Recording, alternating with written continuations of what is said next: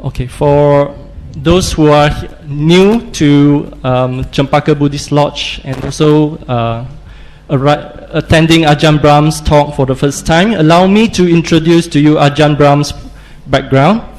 Ajahn Brahmavamso was born in London in 1951.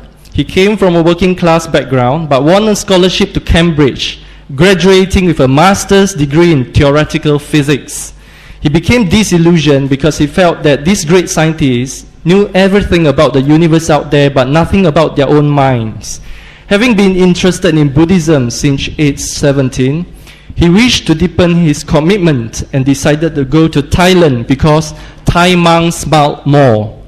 At the age of 23, he received ordination and trained for several years before the renowned meditation teacher, Ajahn Chah. In 1983, he was invited to Perth by the Buddhist Society of Western Australia. He is now the abbot of Bodhinyana Buddhist Monastery, which is recognized internationally as one of the world's premier monastic institutions. So, ladies and gentlemen, let's welcome Ajahn Brahm and his talk titled today, Mindfulness. Thank you.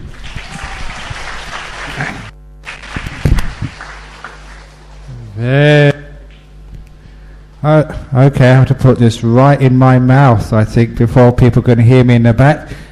Can you hear me in the back? Very good. Today's talk is about mindfulness. And it's a subject which is important in Buddhism. Many books are written about mindfulness. And it's not such a hard thing to understand. Once you understand it, you can start practicing it. And once you start practicing it, it can change your life. It can solve your problems. It can make you a more peaceful, a happy person. It can even overcome the problems in your body and make you healthier. It can empower your meditation and make you enlightened before Christmas. What a wonderful Christmas present that would be. I didn't say which Christmas. And it can just do wonderful things for you. So the topic of the talk tonight is mindfulness. And it's an important part of Buddhism. It's one of the things which are the great treasures of the Dharma. And it's recognized internationally as a powerful force for good in this world. Being mindful, being alert, being awake, and focusing that awareness on important parts of life is a trick to uncovering some of the obstacles and problems we face and overcoming them and transcending them to become a better, happier, more successful person. But what actually is mindfulness? Mindfulness is the awareness, the openness, the ability to see, to not be in a fog and not knowing what goes on.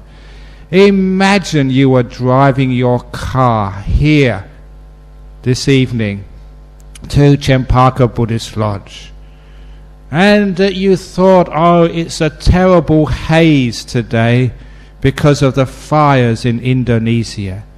And you find that no one else saw that haze. It's just because you haven't washed your windscreen for the last 2 or 3 weeks. And it looks like everything is hazy. And when someone points out that your windscreen is dirty because someone writes with their finger, wash me, you can then clean your windscreen, and when your windscreen is clean, you can actually see everything clear and sparkling. You don't have so many accidents then. That's a simile for what mindfulness is. To be able to see very clearly what's going on. And unfortunately, many people are asleep. They live in foggy land because their mind has not had its windscreen washed in many years. So this is not what I said yesterday, Ajahn Brahm's beauty parlour, because I thought about the meaning of beauty in Buddhism. This is also Ajahn Brahm's auto-repair workshop. where we clean your windscreen to make you see more clearly and to appreciate more and to be more wise to the problems in life. What sort of problems do we mean? A lot of times the problems in your life become because you're not mindful of how you speak.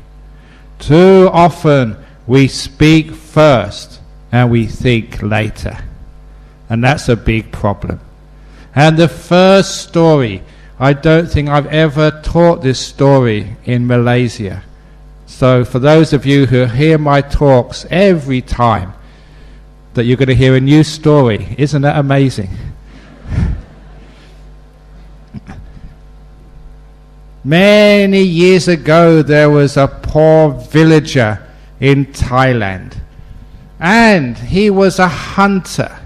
So he would persist on his rice fields, and he'd go into the jungle to hunt for animals and sometimes find roots and wild fruits to eat and to keep his family alive.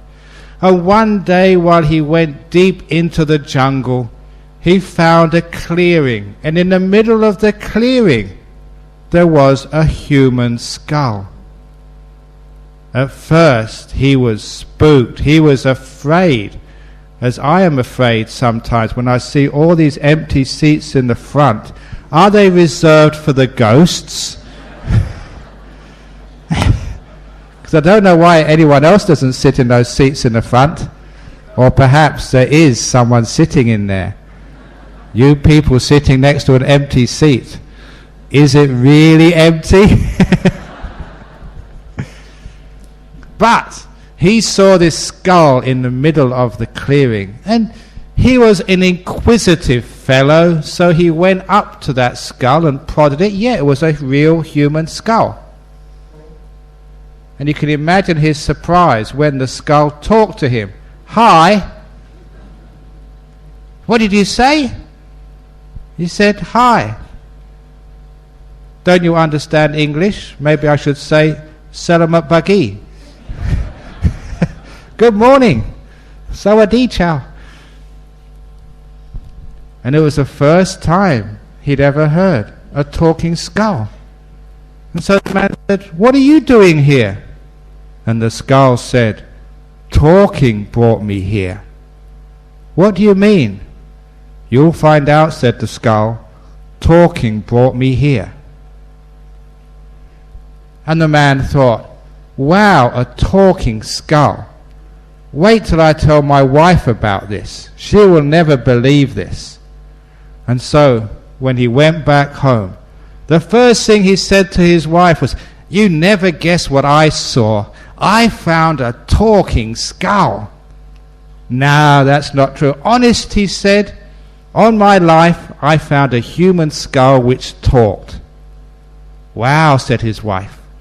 And his wife went next doors and told her best friend. Within that evening, it went all around the village. The next day, it went around town. By the end of the week, it went all around Bangkok. This man had found a talking skull. This was many years ago. And it reached the king. And the king was one of these modern rulers. He did not want to encourage superstition. And he said that that man is lying. You should not believe what people say. Go and arrest him. And so the soldiers arrested that man and brought him to the palace. And the king said, why are you spreading such false rumors? And he said, it's true, sire. I did see that skull and it talked to me. Listen, said the king.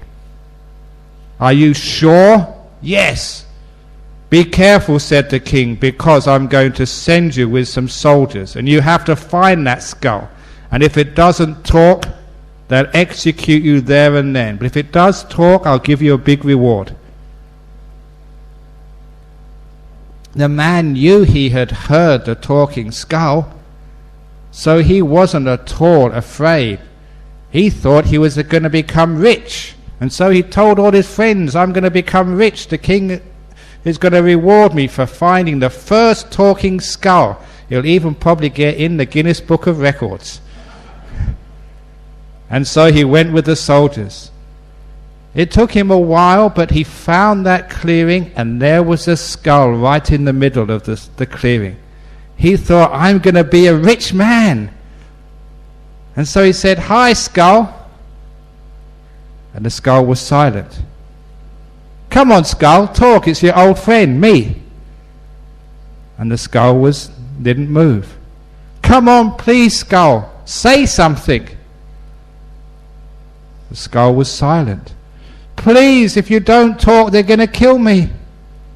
But the skull refused to say anything. So the soldiers carried out the king's orders. They cut off his head right there. A couple of months later, when the ants and animals had stripped all the flesh off his head, there was another skull in that clearing, 2 skulls. And that was the time the first skull started speaking again. He said to his new friend, "Hi." "Hi," said his new friend. "What brought you here?" said the first skull. "Talking brought me here," said the second skull. So be careful of talking. It can kill you. You have to be careful and mindful. How many of you have said the wrong thing to your wife? Once. A man came to visit the monk late in the afternoon. He was very upset, and even though the Venerable was busy and had a very tiring day, we monks are very kind. In fact, we're so kind that sometimes people ring me up in Perth from around the world to discuss their problems. We call it Dial a Monk service. So they ring up, "Dial a Monk." Sometimes we do chanting over the phone. But anyhow, this was a man. He didn't do dial a monk, he went to visit the monk.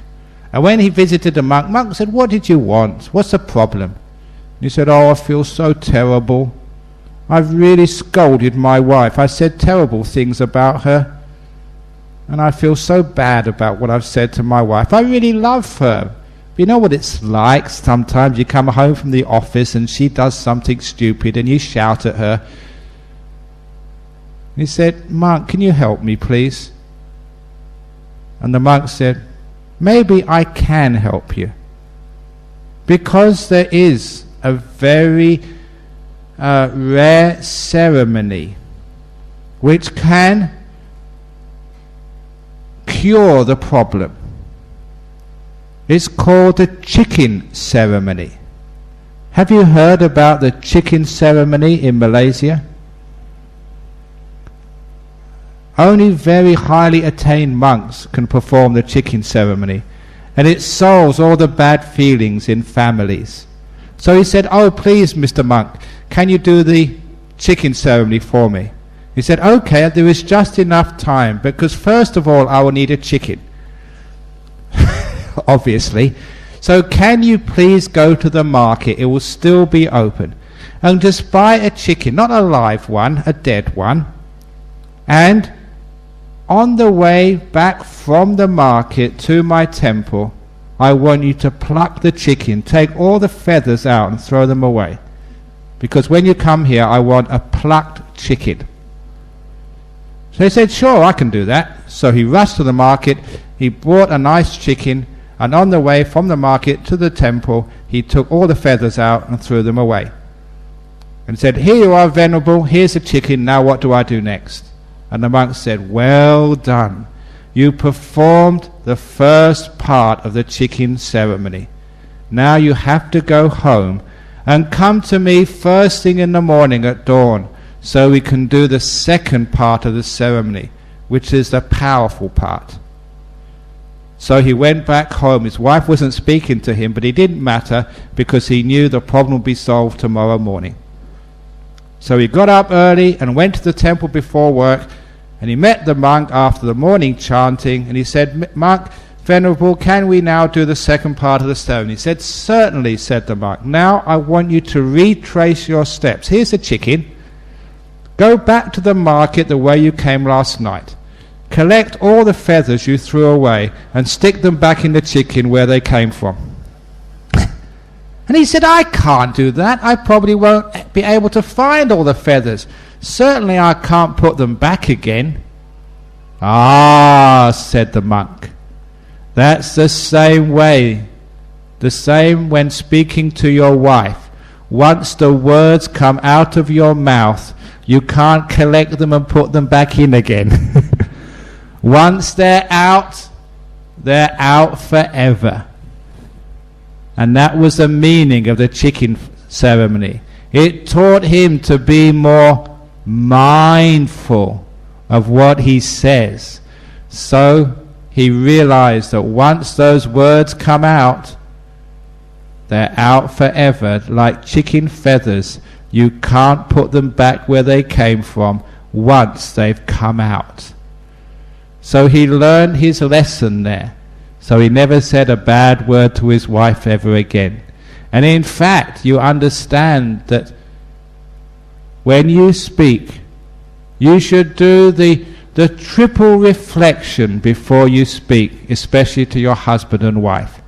The triple reflection goes like this. Before you speak, you should think, is this really important? If it's really important, you can tick off the first reflection. Yeah, it's really important. And the second reflection, before you can speak, is it really, really important? And if it's really, really important, you can tick off box number 2. And the third reflection, I'm sure you know, you have to think, is it really, really, really important? And only then speak. And that way, most of the time, the person's gone before you can say anything. Which means you don't speak so much. You're more alert and mindful of what you're saying.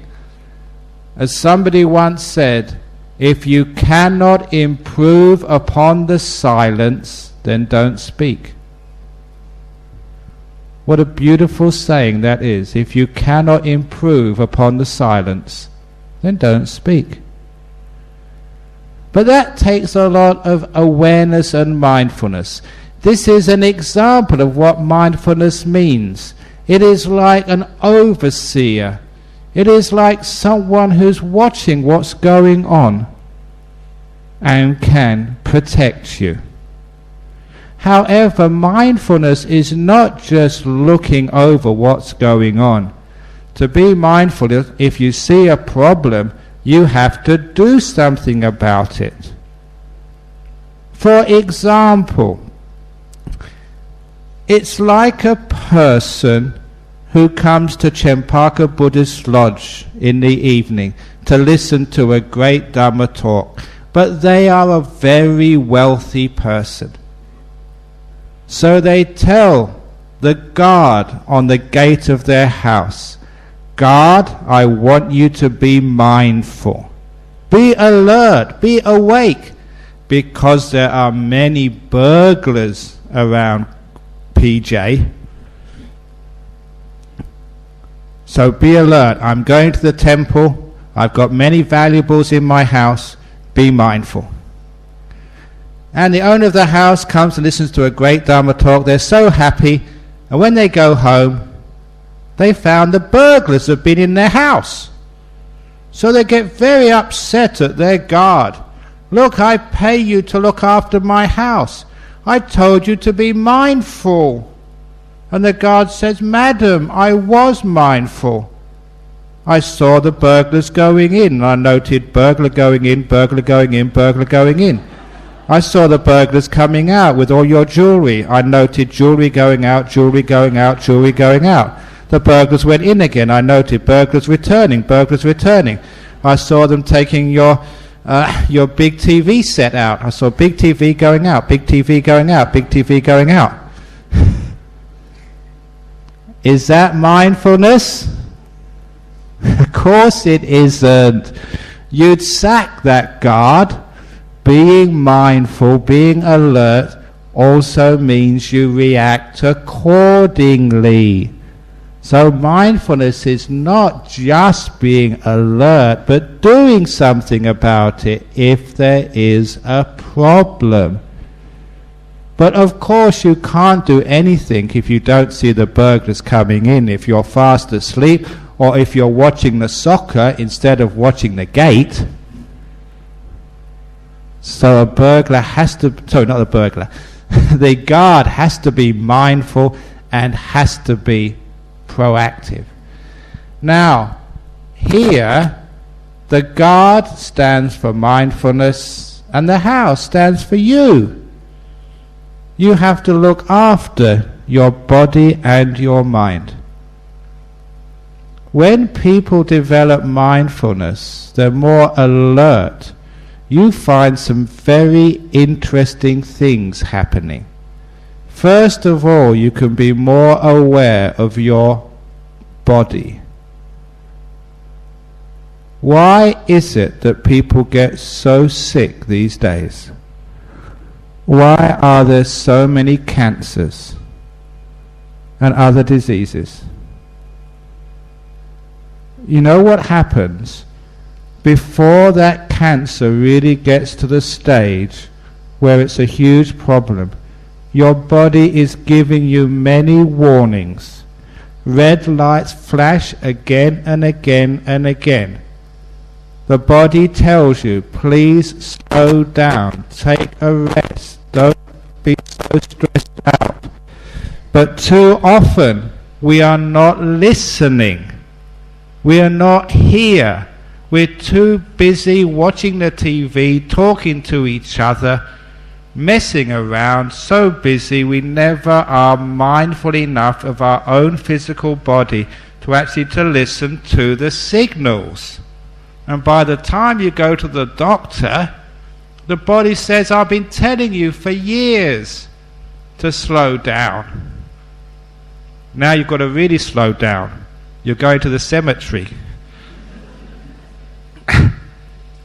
Why is it the only people who rest in peace? Where do you see the acronym RIP, rest in peace? I only see it on gravestones. When you're dead. Why do you have to wait till you're dead to rest in peace? Can't you do that now? I want to get one of these t-shirts. You know the t-shirts we have on sale in Buddhist centres? RIP, here and now. When you can enjoy resting in peace. What happens when you develop more awareness, more mindfulness? You can actually feel what's going on in your body. And there are many medical techniques which are available for people now, which just tell people to be mindful of this area of the body, to create more awareness there, so you can actually feel what you're doing. One of the monks in my monastery has got a very bad back problem. He went to see doctors and physiotherapists and there was no possible solution for it. It was some congenital trouble with his spine, and it was going to cause him pain for a long time.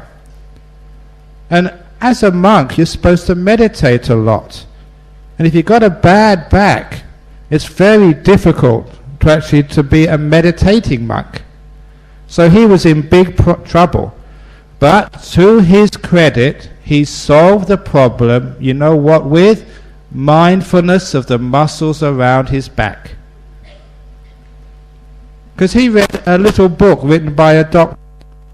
And the book, it taught you that many of the muscles in your body you take for granted, you're not aware of, you don't know what's going on there. And all you needed to do, according to this book, was to start focusing your awareness on these muscles around your back. First of all, touching them, so you get to know where they were. So you build up awareness on that part of your body. After repeated exercise of touching or rubbing, you become aware of that part of the body. When you become aware of that part of the body, you actually are more mindful of what's going on there. And with that awareness, with that observation, you can actually start controlling that area of the body. When you know what's happening there, you can feel it when it's tense, you can feel it when it's relaxed. And you've got that feedback mechanism which allows you to relax those muscles. And that's all he did. He became aware of muscles which most of us don't know exist. He developed that mindfulness. And now, because he develops that mindfulness, he can strengthen this muscle, relax that muscle, and now he can sit meditation. It's wonderful just how he solved a problem with his physical health. And it's the same with each one of you. If you have any problem physically in your body, it's amazing if you put attention there, you're mindful of that ache or even of that lump or whatever else is a problem in your body. If you have a brain tumor, do you know what's going on in your brain? Can you be mindful of it? With practice you can. You can actually develop awareness of the inner part of your brain. You have to build that up first of all. And once you've got mindfulness of it, you've got a way of influencing, even tumors. There has been huge amounts of evidence gathered in hospitals in the West which shows that things like mindfulness are a very powerful therapy which actually assists or even is better than some of the medicines which are very expensive and sometimes don't work. It is very much healing your own body by being aware of it. So the mindfulness helps you even be a fit and healthy person. Another thing which makes you more healthy, I should have mentioned, I'll leave that story for another talk because it fits in later on. But when you're mindful, you're not just mindful of your physical body, you're also mindful of your mental processes. For example, why do you get angry? A lot of times we get angry at our friends and our loved ones, and we regret it afterwards. Oh, I blew it. I shot off my mouth. Now my wife's not speaking to me for days, and she's not going to cook my dinner either. Ooh.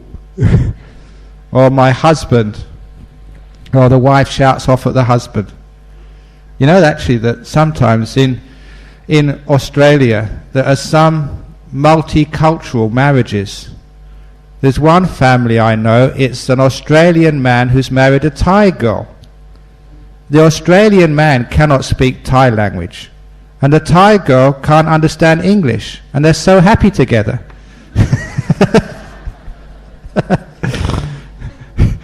Because they can't get angry at each other, don't know what they're saying. That's why it's very good to have interracial marriages, especially if you can't understand each other's language.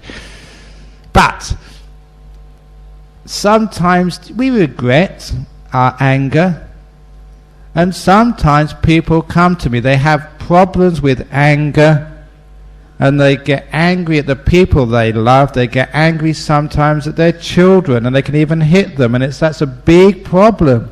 They love their kids, but sometimes you know what it's like, you lose it, they say in the West. You lose control. You just get angry and you can get very violent.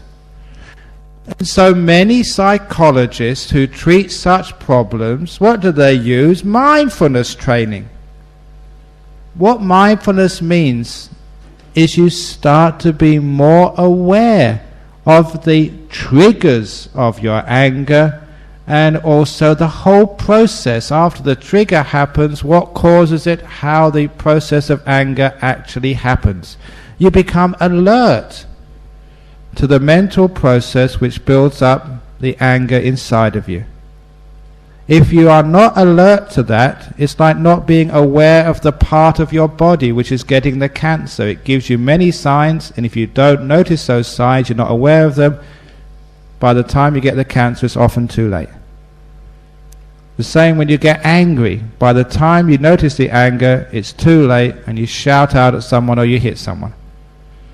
So how do you do this? You become aware. Where does the anger come from? What situation were you in? Why did it happen? What was going on in your mind?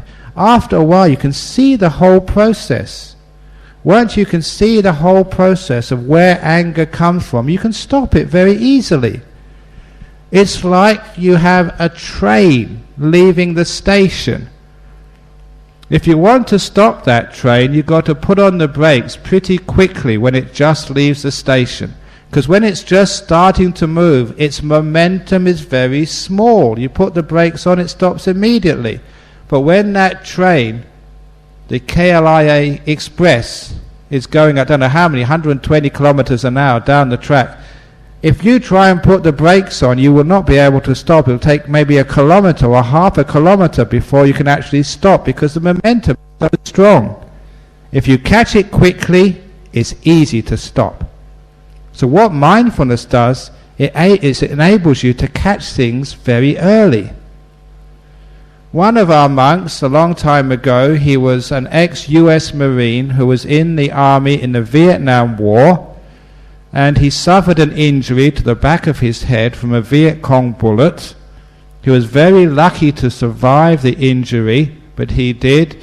He was cashiered out of the army with a very good pension, eventually became a monk, but he started to suffer from epileptic fits, simply because of the damage done to that part of his brain.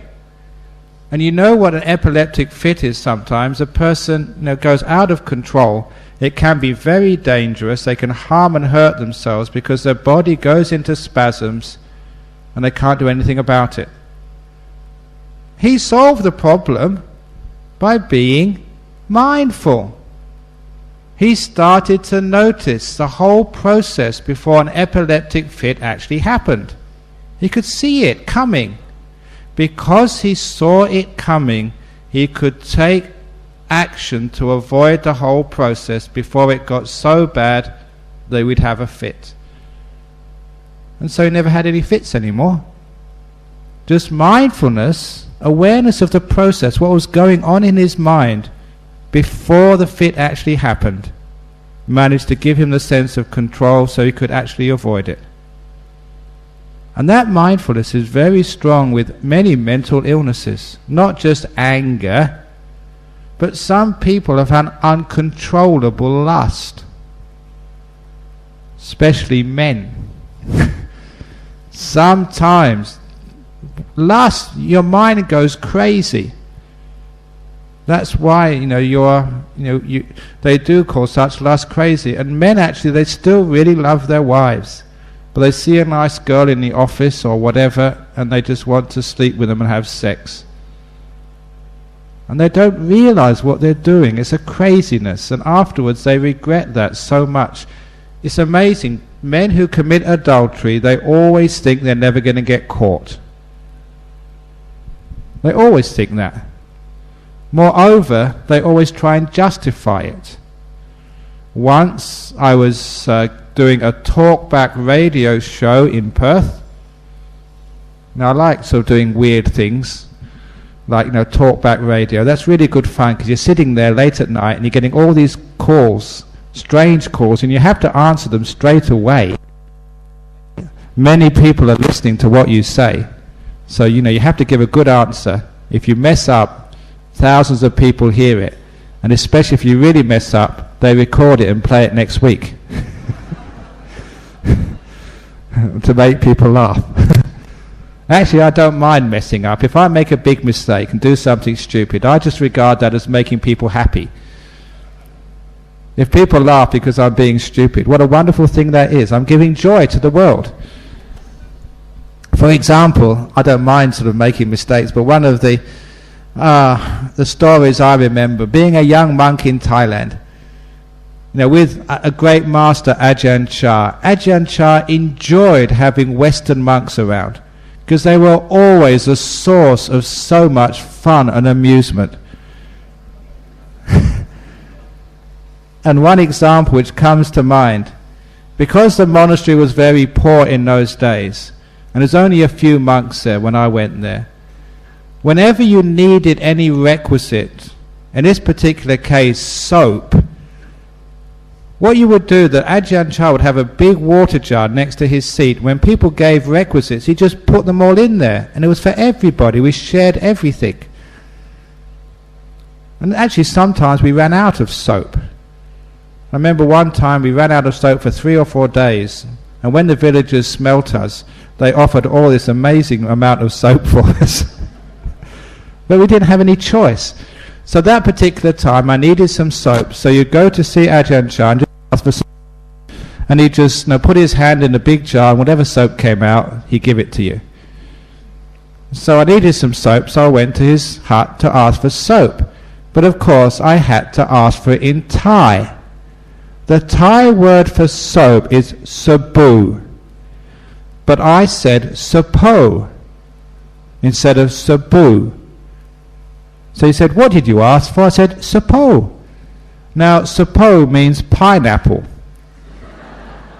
So what Ajahn Chah was asking, what do you want a pineapple for? And I said, to wash.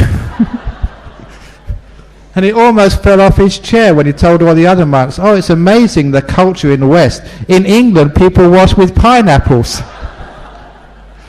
And he never let me forget that. I was the monk who washed with a pineapple. So I caused him much amusement. He had a lot of funny times with West. Another time, I got the word for bean mixed up. Because I said I like beans. I like to eat beans. And the word I use for bean, actually the word for bean is tua, and the word I use is tue. And the monk said, what, you like to eat plates? Because that's what a tui means, a plate or a dish. And I said, oh yeah, they're very delicious. And he was laughing all day on that. Ajahn Brahm likes to eat plates. But whenever I made a mistake and made a fool of myself, I thought, what a wonderful thing that is, because it makes people happy and makes people laugh. So I don't mind making mistakes, because it brings joy to everybody. So if you make a mistake and say an idiotic thing, what a great gift of compassion that was for the world. You made another person laugh. Anyhow, back to the mindfulness, of the mental processes.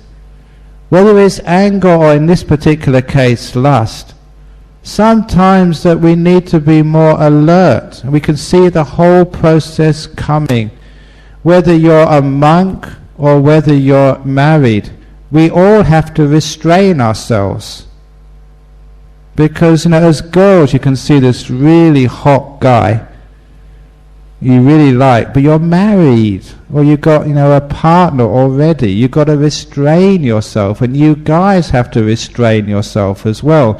And mindfulness is what really helps. You're alert and aware of what's going on. When I started getting aware and mindful of what's going on, I realized where lust comes from. When you want a romantic evening, where do you go? You go to the nightclub, or you go to a candlelit restaurant, or you go for a walk under the moonlight. Aren't they romantic places? And you know why they're romantic? Because they're all dark, so you can't see what you're falling in love with.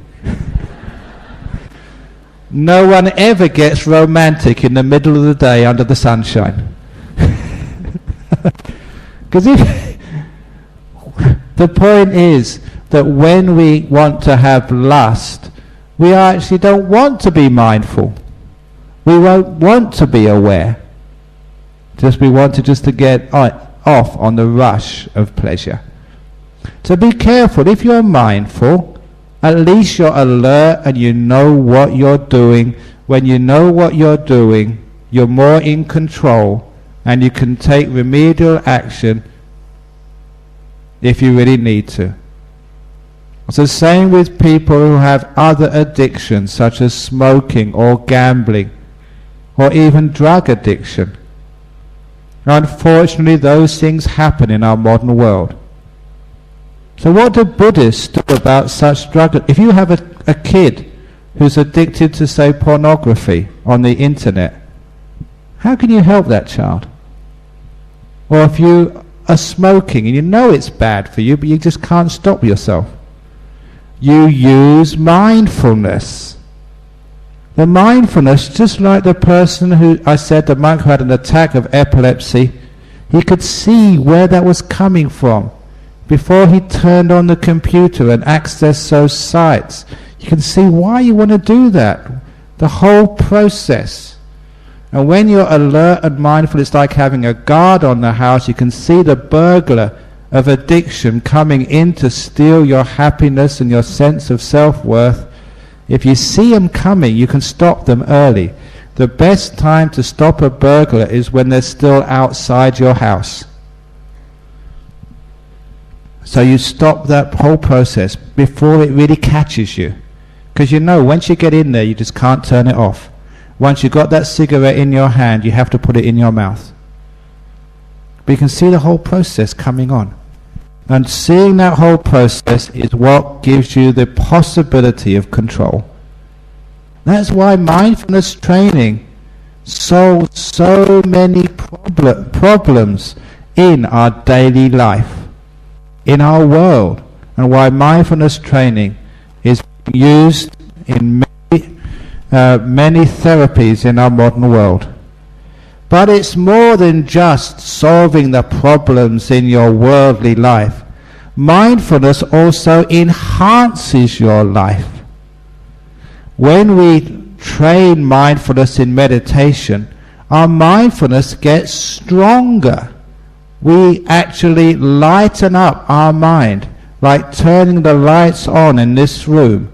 If we turn the lights up, we can see much more. Sometimes as a man, I often have to shave, and when I look in my mirror, I don't like to have a strong light on my chin, because if I have the strong light, that's when I can see all my stubble.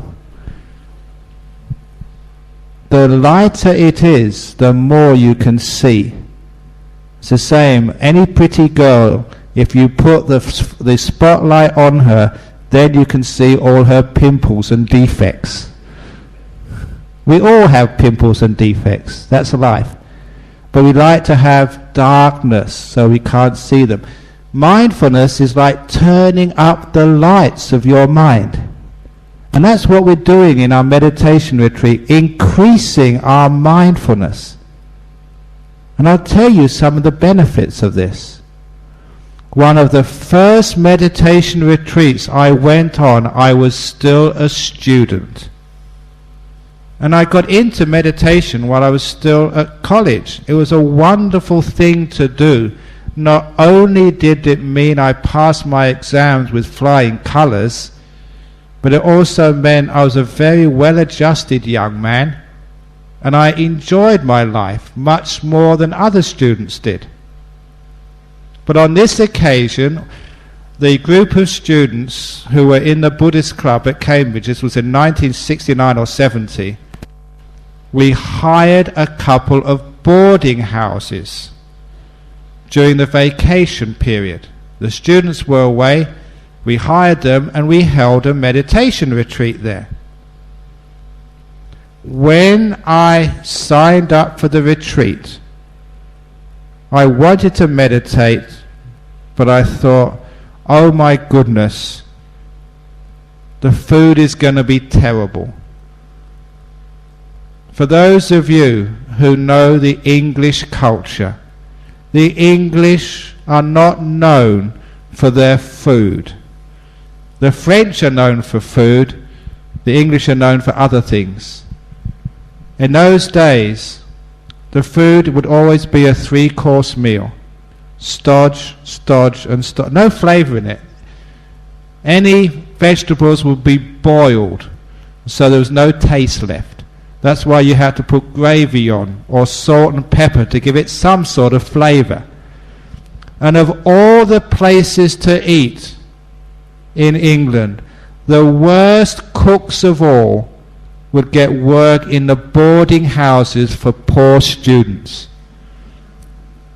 Everybody complained about the food you get in these places. So when I realized we were going to stay in a boarding house, I realized the food is going to be really awful. But who cares? I just want to meditate. But to my surprise, the food actually started tasting delicious. The longer the retreat went on, the more tasty was the food. At the time, I thought I must have struck lucky. I must have good karma and got the one cook in the whole of the country who could make something taste reasonable. But now I realize it was nothing to do with the cook. When you are mindful, you can actually pick up more of the taste.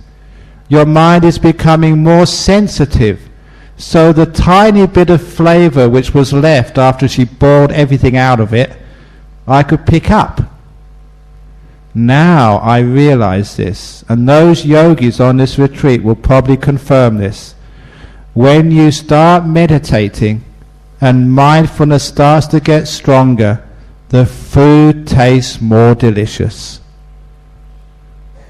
Because you're more mindful, you're more sensitive to the taste. The moral of that story is, if you're going out to an expensive restaurant, you must meditate for half an hour beforehand to build up your mindfulness so you can get your money's worth. Because it's true, when you're sensitive, when you're mindful, you can pick up more. And this is one of the wonderful things about meditation. Not only does your food taste more delicious, but your wife looks more beautiful, especially when she's old. The little bit of beauty which is left in her you can pick up and be sensitive to. And your husband is also just more hunky. In other words, you appreciate each other more because you're more aware. And not only that, you can appreciate life more. Little things which you pass by and you don't really notice, they become more beautiful. Mindful people see more beauty in the world. Now I understand where depression comes from. The major cause of depression in our modern world, for me, is a gross lack of mindfulness. We get so dull, so tired, so negative, that our mind starts to shut down. And we see everything through a fog. The colours are drained of brightness. I know this because many years ago I visited my family in London about this time of the year, of November, December. That's the worst time to go to that part of the world.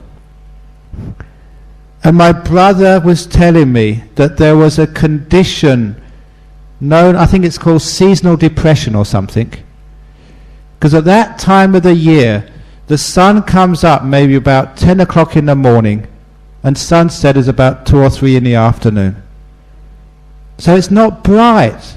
The whole light is so dull, and it's dark most of the day because it's on the high latitudes. And because that things are dull and dark, and you know what happens in London, those of you who've been there, all the buildings, no one paints the buildings bright colours. At least in Malaysia you've got the beautiful red roofs of the temples. You go to the Hindu temples and they're really interesting with brightly coloured. In England everything is grey. Look at the buildings, they're grey. And the sky is always grey. You never see the sun. It's all clouds. And even the pavements, the roads, is all grey. At that time of the year, there's no green on the trees. How do people dress? Have you seen people dressing in England? They've got these grey overcoats, these grey hats, and these grey scarves. At that time of the year, you don't see any colour. All you see is grey. And you know what tea English people like? Earl Grey tea.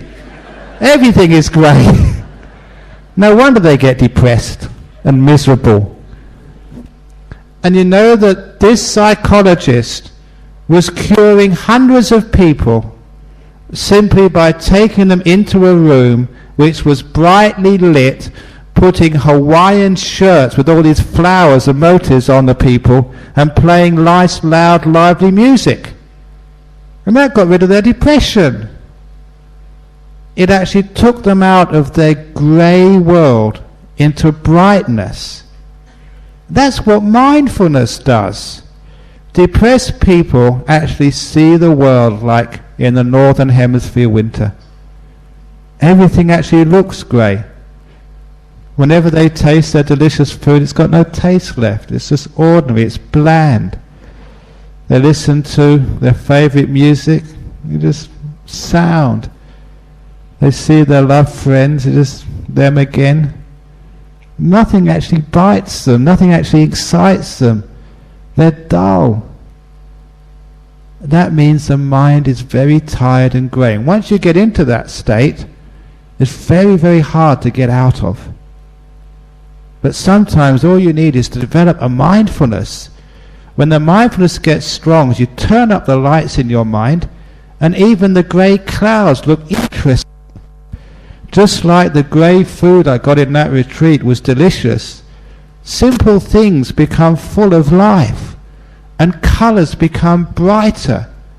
You see deeper into things, and it's more beautiful. So mindfulness actually makes you happier. You get more out of life. You're right there when things are happening. You're in life rather than dulled out. That's why monks are happy. I enjoy my life. Sometimes people think Ajahn Brahm's over the top with all his jokes and laughing around. But no, that's actually, the sutras say that's what monks were like in the time of the Buddha. Why have I got so much energy and enjoy my life no matter what happens? It's because you've got strong mindfulness. The tea tastes more delicious when you're mindful. Everything starts to glisten and glow, and you see beauty in the most unexpected places. That's actually a sign mindfulness is growing. And as your mindfulness grows more and more, you start to see more, which is where insight comes from. To gain insight, you have to be very aware, very mindful. And the classic story, which I use to show what I mean, is the story of my monastery in Perth. Bodhinyana Monastery, named after Ajahn Chah's formal ecclesiastical name, was built on top of a mountain, on top of a hill. The reason why we insisted on building monasteries on top of hills is because it's our tradition that holy people always live on top of mountains. You never hear of holy people living in swamps. However, there is one holy person, a wise person, who does live in a swamp. Apparently that's Yoda from Star Wars. I found that out from one of my young monks. But that's not real, that's only Hollywood. But real wise people don't live in swamps like Yoda. He was a JD Knight, apparently, whatever that means. But real holy people live on so we built our monastery on top of a mountain. For 9 years, I'd always go up to my monastery in a car. That's one of the trouble with being a monk these days. No one will let you walk anywhere. Even when I first came in here, you insisted I go up in the lift. Now I've put my foot down, I insist I walk up the stairs and walk down again. Why do you think I'm so fat? Because you don't allow me to exercise. I try and walk to somewhere, you say, no, Ajahn Brahm will give you a lift. You're trying to kill me. And what happens at dana time? You say, oh, eat this, it's delicious. It doesn't matter anyway. But this day it was a beautiful morning. I had lots of time after 9 years of going up and down that hill in a vehicle. For the first time I decided to walk up that hill. And walking up that hill changed a lot of the way I looked at life. I got a great insight from this experience. Because when I started walking up that hill, the hill looked very different than anything I'd ever seen before.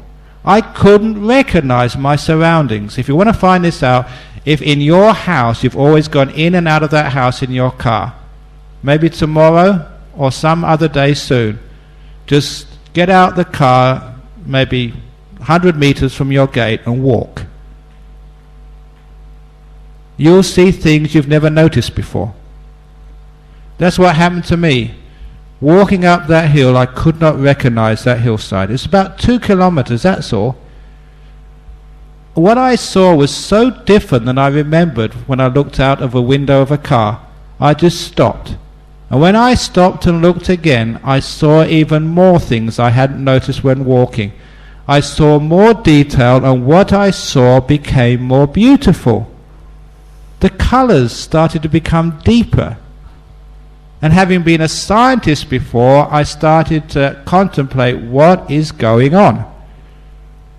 And it's quite clear to me, when you know the biology of your eye, when I was going through or looking through the window of a speeding car, the light hitting my retina never had full time to make a proper image before more light came in, dislodging the old, and another image replaced the first, and another image replaced that in quick succession, because I was looking through the window of a speeding car. And my mind didn't have a chance to explore those images on the back of my retina. So what I saw was just fast snapshots of the scenery outside. When I started walking, I was going slower.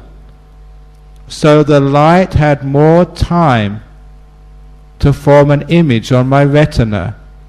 So I saw more, and what I saw had more detail, and the colors were richer. They weren't so washed out. And when I stopped, that was the time I had full opportunity to have a true image form on the back of my retina, the back of my eye on the retina, and my mind had all the time in the world to explore it. That's why not only did I see more detail, but what I saw became more beautiful. The colors were richer and deeper, the detail was exquisite. And that's the simile I use for the development of mindfulness. The slower you go, the more mindful you are. The more mindful you are, the more you see, and the more beauty you experience in life. Colors become richer, detail becomes exquisite. You literally feel and appreciate more. Now you know why people get depressed. You're going so fast that life doesn't really manifest itself in its beauty to you. Colors are washed out, flavors are dull and bland. Even your friends don't really interest you anymore. Simply because you're moving too fast. You're living life like looking through the window of a speeding car. When you slow down and mindfulness increases, you see more. What you see is more interesting. And if you can even stop in meditation, you bliss out. You find this ordinary thing called life is very beautiful. And you look at your friends and loved ones and you see so much incredible beauty in them. You see their Buddha nature, and the Buddha is beautiful. They always had that, but you never saw it because you were going too fast. And you also see your own beauty. That's how you can love yourself and be at peace with yourself. The slower you go, the more beautiful you become. You see more, and that's what you see. That's why mindfulness leads to wisdom. Wisdom leads to happiness, the happiness of enlightenment. So I started this talk this evening by just talking about ordinary mindfulness and how you can use it to have a healthier body by picking up the signs of incipient sickness. You can also use it to control things like addictions and things which cause trouble in your life, like bad speech, or by like addictions to smoking or gambling or whatever. You're more in control. You can stop it before it gets hold of you. And you can also use it to develop a more awareness and cut off the depressions of life, see life more deeply, and live life more fully. Here a monk is saying this to you. Live life more deeply, more fully, with more passion. Compassion, that is. All coming from a monk. I enjoy my life. I live it fully, appreciating it deeply, simply because I've cultivated my mindfulness. Please join me in seeing the beauty of all living beings and the beauty of life. When you stop, life becomes enjoyable. That's the talk tonight. Any questions? Okay, any questions or comments? I hope you've been listening. Sometimes in Perth, the following day after I give a talk, I ask people about what I talked about, and the only thing they usually remember are the jokes. Okay.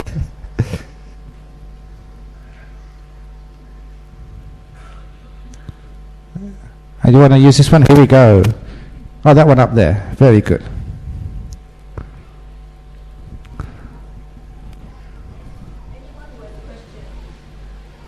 Anyone who has a question?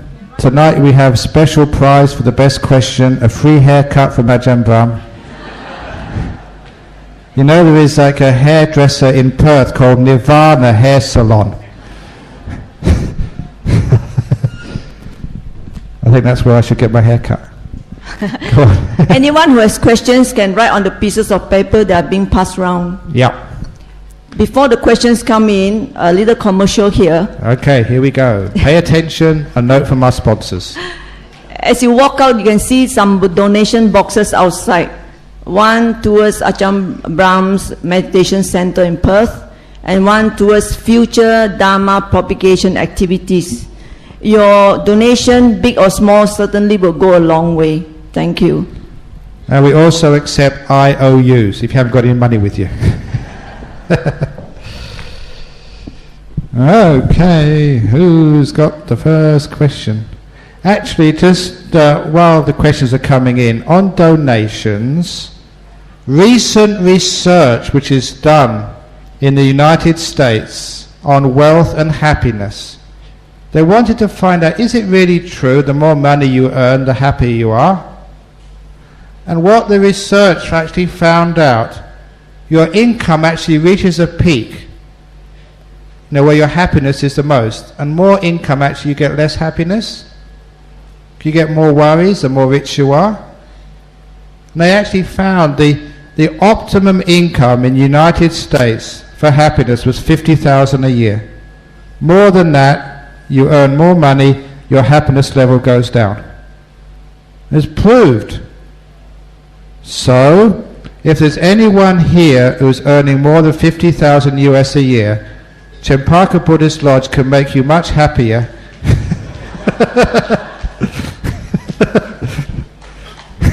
I think you know how. Okay, we've got some first questions here. Here comes question. No, I've got a question there. Oh, you're going to ask one. This is best. A question being asked. Wonderful. Can you take the microphone? Ajahn Brahm, can I ask this simple question? Certainly. I think you recognize me. Yes, certainly. Is awareness more difficult than mindfulness? Because I heard that awareness is deeply rooted than mindfulness. Oh, the awareness is more deeply rooted than mindfulness. Yeah. Personally, I use the words interchangeably. When you're mindful, you're very aware. When you're aware, you're mindful. But I think maybe what you might mean is that the mindfulness is more focused on certain things. Awareness is just general. But mindfulness is when you use that awareness, that wakefulness, and you put it on areas which really affect your happiness and other people's happiness. Is that what you mean? I No. think maybe in my mind, awareness is more deeper. More deeper. Yes, because mindfulness you can remind yourself anytime. Okay. I think what you're saying is the way that many people use the word mindfulness, you're either mindful or you're not mindful. But the way I understand that word, that mindfulness has many, many different levels. You have ordinary mindfulness, and I actually coined the words power mindfulness and superpower mindfulness. By that I mean that when you really get still, your mindfulness increases by leaps and bounds. And sometimes your mindfulness gets so strong, you can read other people's minds.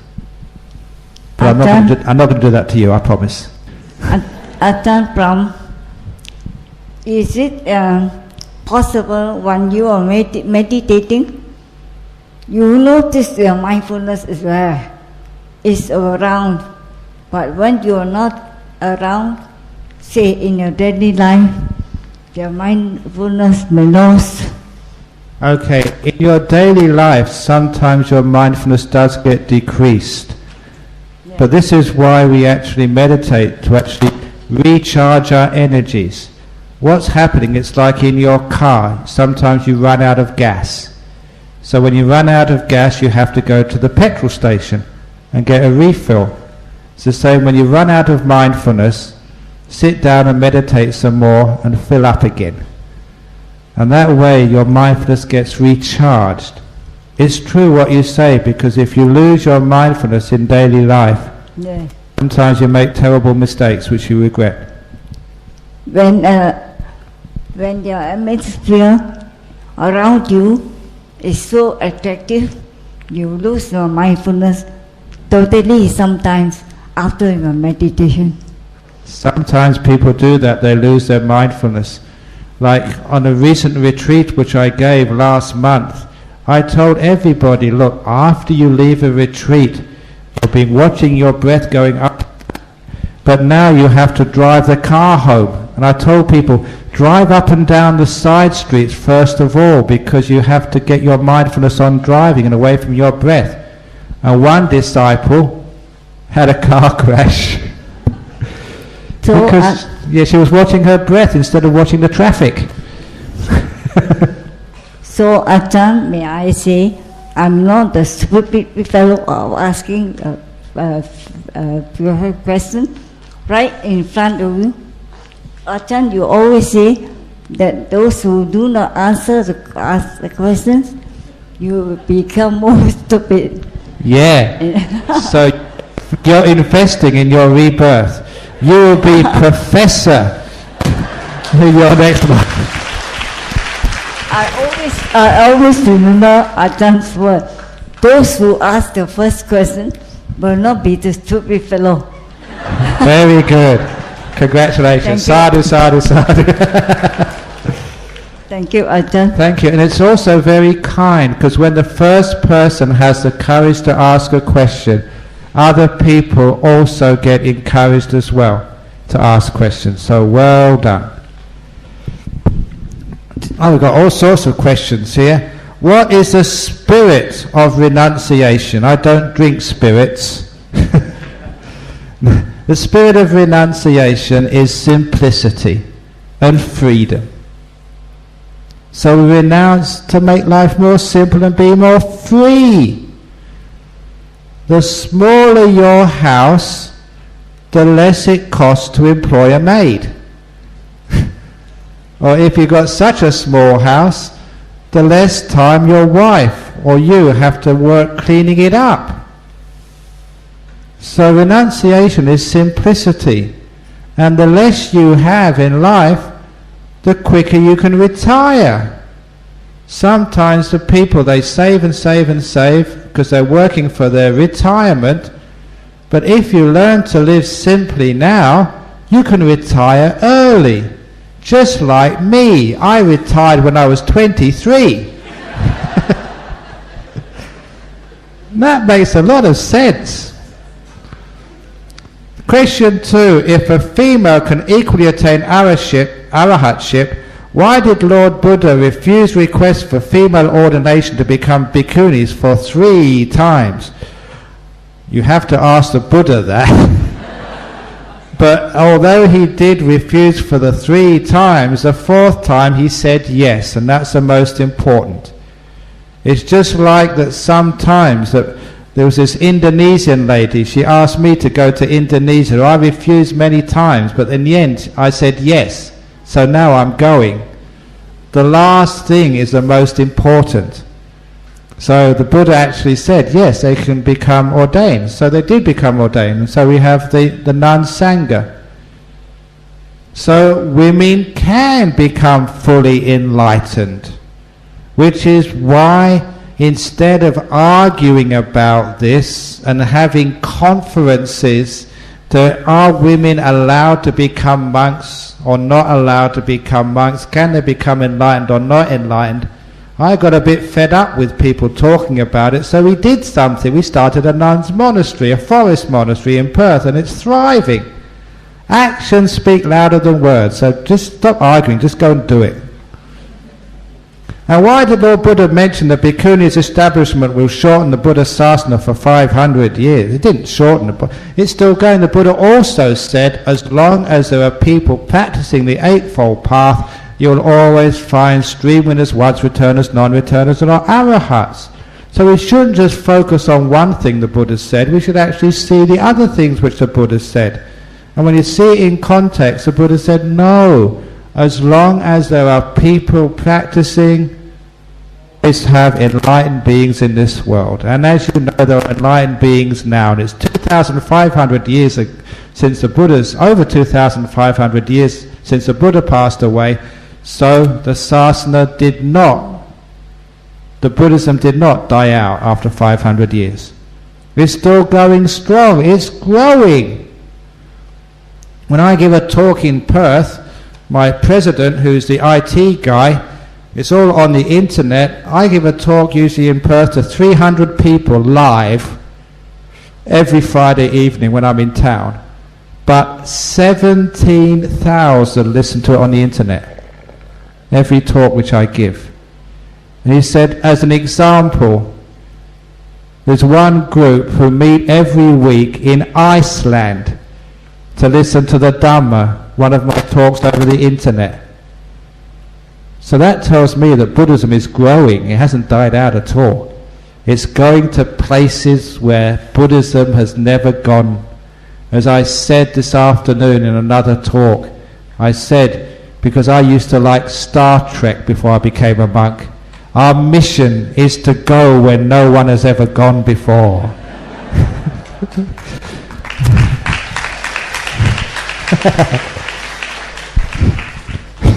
Start. Quite right. What was it? Anybody know what the right words were? It's something like that, to go where no man has ever been before or something. Anyway, wow, a lot of questions here. Quickly, there is There is number 8 or 10 precepts, Mechi in Thailand, Donchi in Cambodia, Salis in Myanmar, as ordained person in Sutta. It was established much later. Is it proper according to Dhamma Vinaya? Yeah. It's okay to, everybody is allowed to keep precepts. I can't tell people not to take precepts. And in fact, if I tried to hinder somebody taking the precepts, that would be very, very bad karma for me. Because I'm stopping people doing good. And the Buddha says specifically that if you stop people doing a good act, that's very bad karma. If you as a parent stop your child becoming a monk or a nun, that's bad karma. You're stopping a person wanting to do something good with their life and good for other people. Imagine if my father already died, if he stopped me becoming a monk, and I wouldn't be here. That would be bad karma if my parents had stopped me. But fortunately my mother gave me that freedom, said, yes, go and do it. So we should encourage people to take precepts. 5 precepts, 8 precepts, 10 precepts. Encourage people to be generous. Encourage people to be virtuous. Encourage people to go to temples. We're encouraging goodness in the world. So certainly encouraging people to become nuns and monks is wonderful. And if it is improper, would nuns fall to hell? No, they don't fall to hell. They go to heaven or Nibbana. They're really good, kind people. Only bad people, selfish people go to hell. Actually, we're not selfish. The angry people go to hell. So if anyone gets angry about nuns, they're the ones who go to hell. Since it was not established by the Lord Buddha, how could it be proper? The Buddha established the precepts. He established 10 precepts, 8 precepts, 5 precepts. That was established in the time of the Buddha. The Buddha said he established the 4 assemblies. The monk assembly, the lay men in white assembly. In other words, you guys. He established the nuns in brown, which includes the 10 preceptors. That's where they belong, in that group. And the lay women in white, which is you girls who come here. The upasikas. That was established by the Buddha, and the Buddha said until he established that and made it strong, he wouldn't leave the world into parinibbana. Established by the Buddha, it's very good to do. Keep on going. Can the 8 or 10 precepts learn the Bhikkhuni Vinaya and practice some of it in daily life, e.g. work down dark brown colour robe, bindabat, ask confession, etc.? Yes, that's what our nuns do in Perth. Ajahn Sumedho's nuns do very similar. If anyone goes to visit Perth, don't just come and see my monk's monastery, go and see Dharmasara Nuns Monastery as well. If you can't afford to go to Perth, check out the website, bsw.org. You can go for a journey through our nuns monastery, see the pictures on the website. And you see that there we're doing it. And I was the main instigator of that, and I'm not going to hell. So I support that. Go and see it for yourself. It's a wonderful to see. Do you have enough teachers here in Malaysia to spread the Dhamma? Are all you always trying to find good teachers to lead retreats and give Dhamma talks? Why is it that we can somehow stop 50% of the population, women? Can't we encourage them? And if we encourage them, some of those will become great teachers. And they will be able to serve the Buddhist groups and temples in Malaysia. Quite frankly, I don't care what gender a person is. I don't even care whether they're Theravada, Mahayana, Zen or Vajrayana. If they give a good talk, I want to listen. It's their goodness, their inspiration, their wisdom. That's what I respect, and I don't care whether it's a man or a woman. Even if a gay person becomes a monk and gives a good talk, I will listen.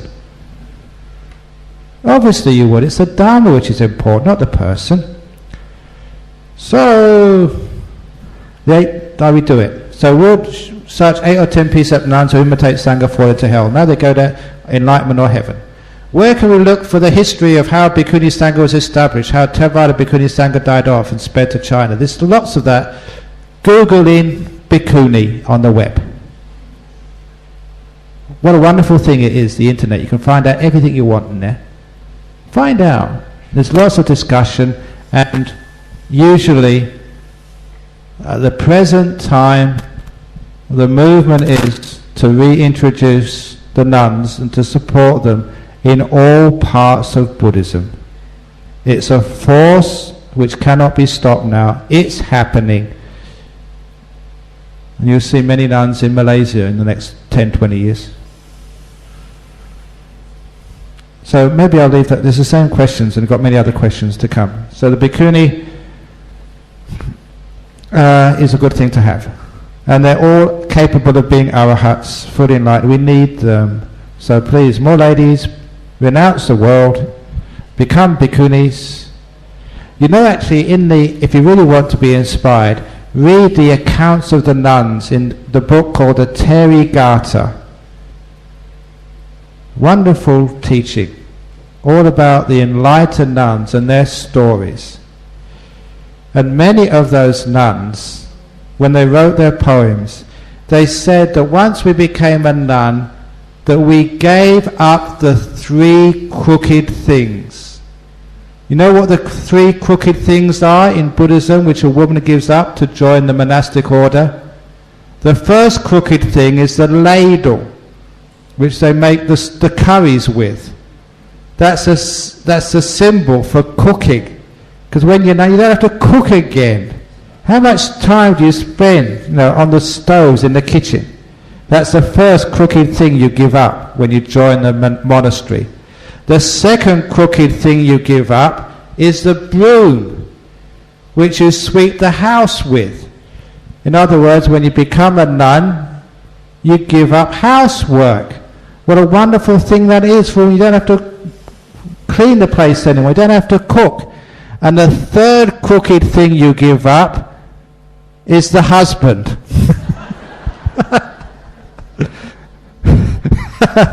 That's what it says in these books 2,500 years old. Those are the 3 crooked things a woman gives up when you join the monastic order.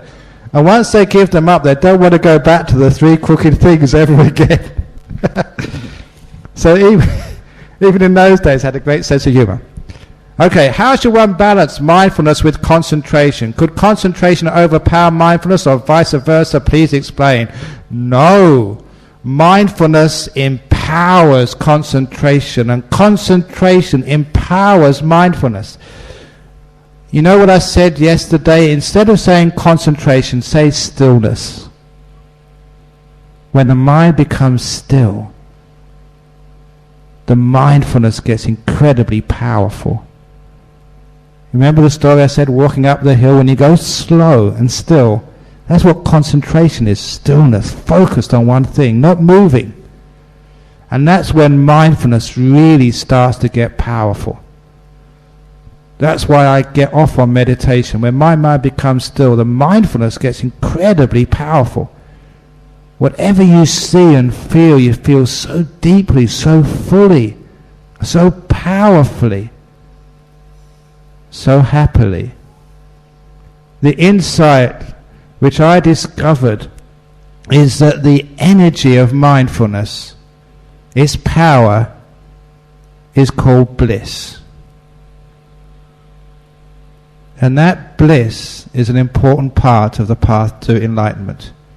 Without that bliss and that huge amount of energy, you can't see deeply into things.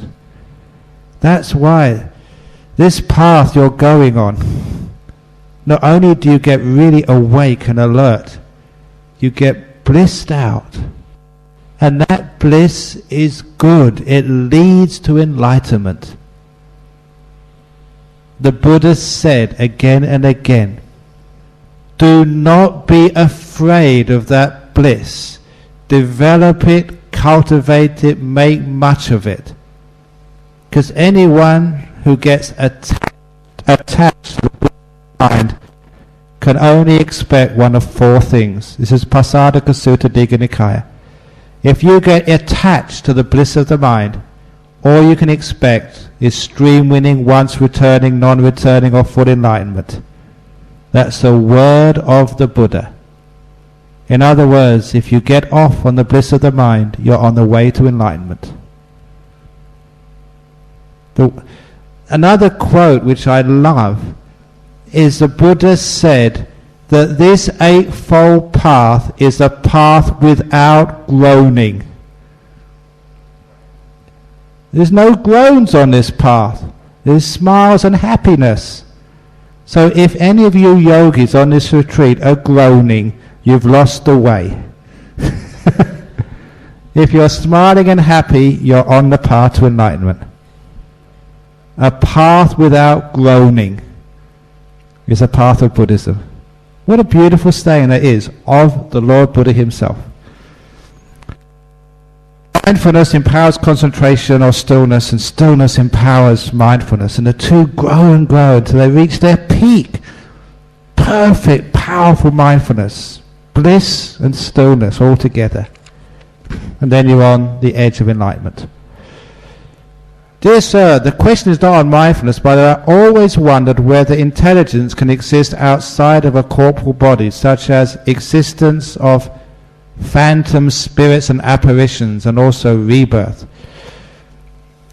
When you get really mindful, when you get powerful mindfulness, maybe you can see things. Why is it that meditators, when they really get a strong mind, can start to see devas and ghosts and other things? Because it has power.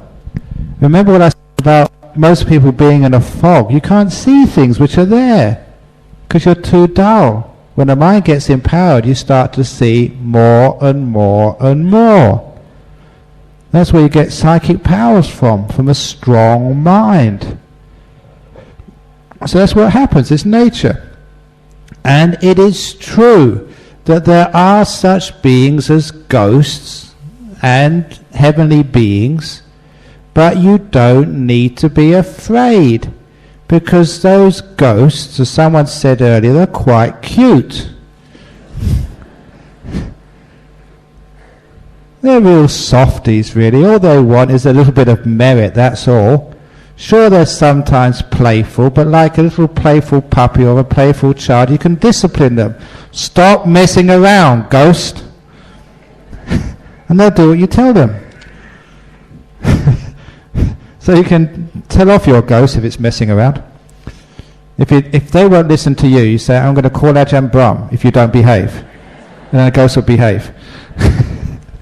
Such things actually exist. And rebirth also exists.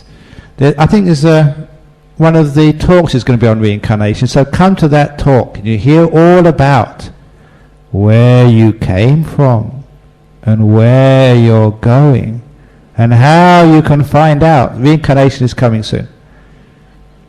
And those of you who died before that talk happens, you'll find out for yourself anyway. Next question. People who suffer from mental sickness and do not know, are not aware, what are they are doing? Are they subject to the law of karma? Now, whatever they do in a state of like madness or unconsciousness, that's not karmically effective. So karma is intention. You have to mean it before it's karmically happens. Venerable Sir, I heard some amazing psychic feats but done by Ajahn Chah. Was Ajahn Chah an arahat? I say yes, because I knew him. Can you believe what I say? How can you? You don't know, I might be wrong. So you don't know unless you actually have lived with that person and checked them out. But I say he was, because I lived with him for 9 years, and he was an amazing fellow. How can one practice mindfulness in a busy world, competing with one another for worldly success?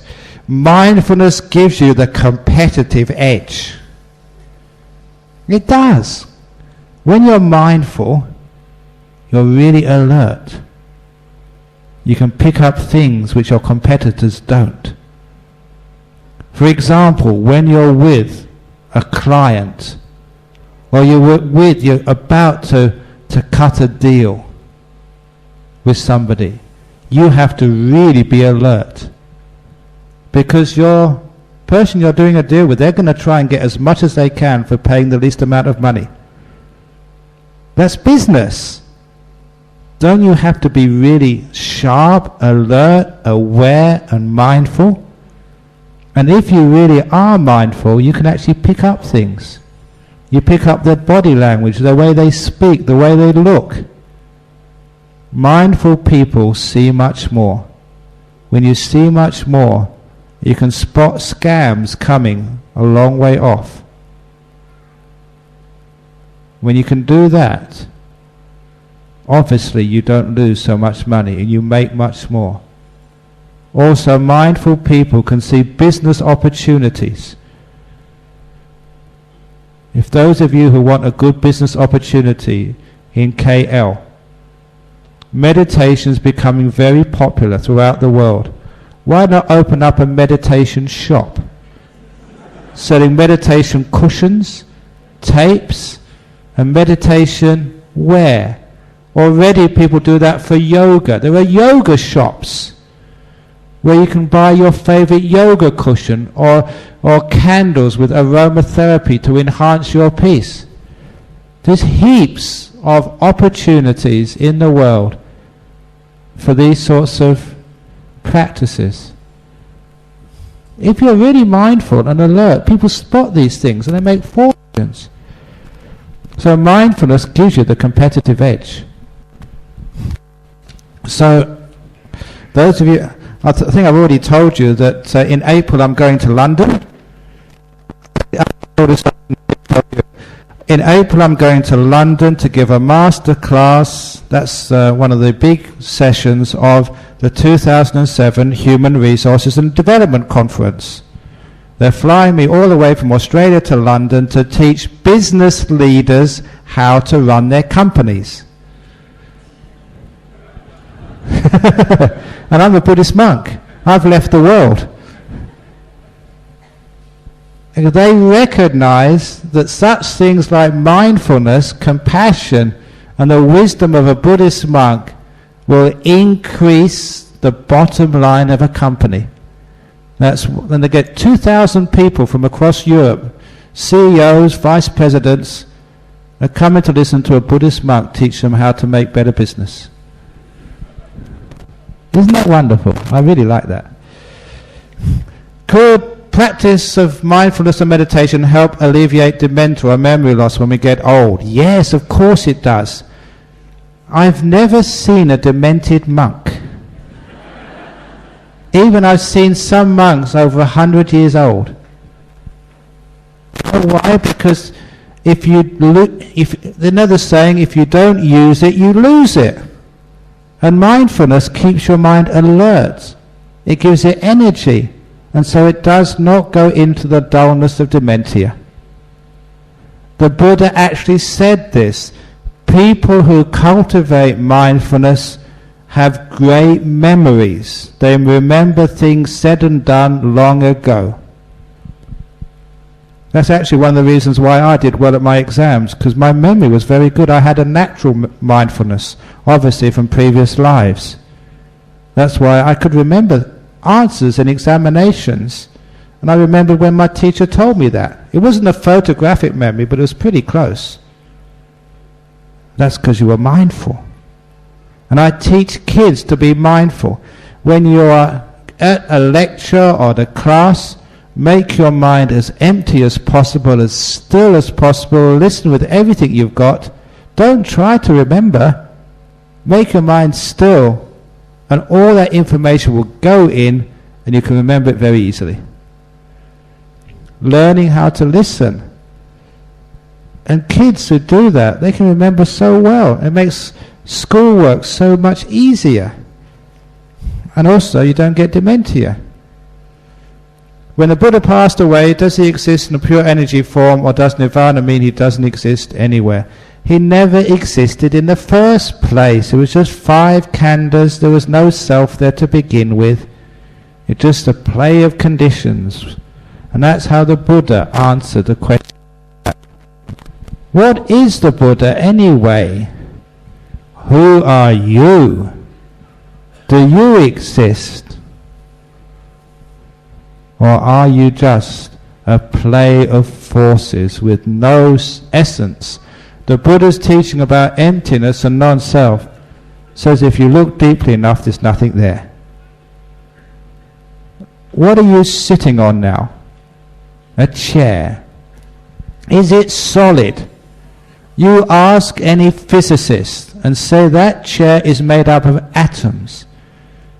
And if you look at the atoms as just being like a little ball, the distance to the next atom is so far away that your chair is 99.9999, many nines, nothingness, emptiness. If you look at that atom, it's made of an electron field surrounding a tiny nucleus. One atom is 99.999999 many nines, emptiness, space. You look at the solid part, the nucleus is made out of protons and neutrons. If you look at a proton, it's just made up of these little particles called quarks. And even a proton is 99.999999% nothing. And even what's left there, a quark, it's not really solid, it's not a thing. It's always moving, it's an energy probability field, that's all. So when scientists actually look at what matter is, it looks so solid, but there's nothing there. Just like you. You think you are so solid. Me. If you look more closely, you find there's nothing there. Oh, what a relief. When there's nothing there, there's nothing to worry about anymore. Because there's no one to do the worrying. Oh, what a relief. I don't have to be so concerned anymore. Backtrack. Please explain the simple meditation technique. Okay, simple meditation, a mantra. You know many of the mantras we use, like Om Mani Padme Hum, Buddho. I'll teach you a very simple mantra. As you breathe in, you recite shut. As you breathe out, up. Shut up, shut up, shut up. That's a very simple meditation technique, and it shuts you up. If we need to teach young children meditation, how do we go about it? Are there any resources that we can refer to? There's many books about teaching meditation to children. And I talked a bit about that yesterday, so I won't go into that too much. Get a book like Teaching Meditation to Children, or get on the internet, put meditation children together and see what's available. There's heaps there. Venerable Sir, can you please give some instruction on breathing meditation or any meditation that helps improve mindfulness? You should have joined the retreat, because I've been doing that all day. Or if you haven't got the retreat, my latest book, I should have brought a whole heap from Singapore here. It's called Mindfulness, Bliss and Beyond, published in the United States by Wisdom, Mindfulness, Bliss and Beyond. The Buddhist Fellowship in Singapore has heaps of copies. You can get it from them, or you can get it from Amazon.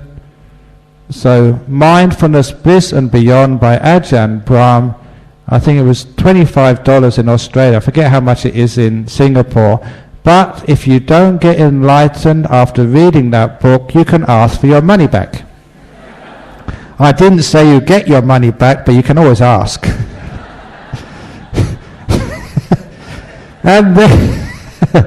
And there is heaps, every instruction which I've ever given just about is there in that book.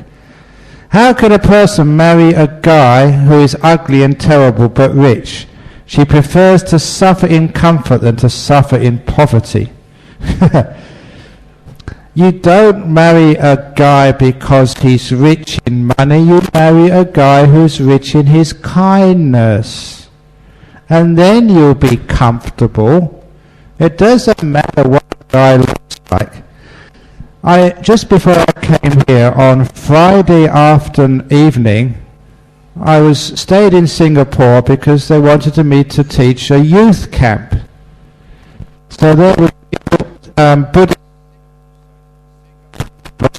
Singaporean Buddhists from the age of 16 to 21.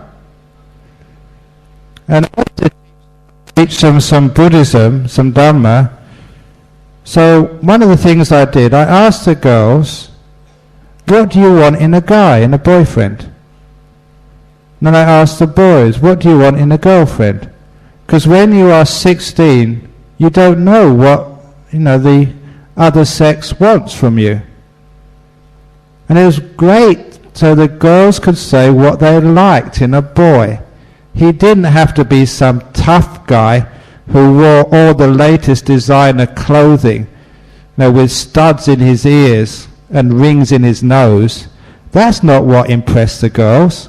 And it's great that boys understand this, so they don't start doing stupid things like racing cars and motorbikes. That doesn't impress a girl at all. What the girls said, they liked boys who were compassionate, had a sense of humour, who were fun to be with. And it was great understanding that. So at last the boys know what girls want, and the girls understand what the boys want. I wish I'd have been told that when I was young. I might not have made it to be a monk. But do you really want just to live in material comfort but no spiritual or emotional comfort? And of course you'd hate that. Your mansion would become a prison for you. So a person, doesn't matter if they're ugly or if they're poor, as long as they're kind, compassionate and good fun, then you'll have a happy life together, whether you're a boy or girl. That's my answer. So a person will marry a guy who's ugly and terrible but rich because they're stupid. In the Eightfold Path, can Ajahn kindly elaborate on the Buddha's teaching on right mindfulness? Right mindfulness is empowered by having no hindrances, and it focuses on the parts of life where you think you exist. The four satipatthanas are all supposed to uncover non-self, that you're not the body. Now you all know that, but you forget it sometimes. And you're not your feelings of pleasure and pain. They just pass through you and you can't control them. You are not your mind or knower. The mind just comes and goes as well. And you're not the other things which arise in the mind, like the will. It's just finding out you're not these things. So you become mindful and you investigate. You put your mindfulness on where you'll find enlightenment. But that will come later in the talk on deep insights. Right, next question, be quick because it's getting late. One of George Bush and Tony Blair's intention in going to Iraq was to free the oppressed Iraqi people. Isn't that considered a good karma? It's the intention, where they're coming from might be compassionate, but they're stupid because it doesn't give anyone any freedom.